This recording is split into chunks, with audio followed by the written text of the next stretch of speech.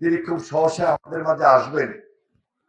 কারণ একদিকে আমরা অপেক্ষা করতেছি, যদি কোনো কারণে বেগম খালেদা জিয়াকে আমার দেশের বাইরে নিতে হয় তাহলে লন্ডন গিয়ে চিকিৎসা করবেন, সেখানে ছেলেকে থাকতে হবে।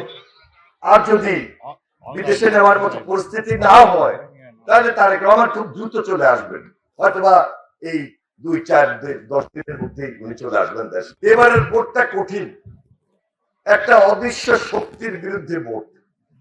কারণ আওয়ামী লীগ তো পালাই গেছে, অত্যাচার নির্যাতন করেই ভোট করার মতো কোনো পরিবেশ তারা দেশে রাখে নাই।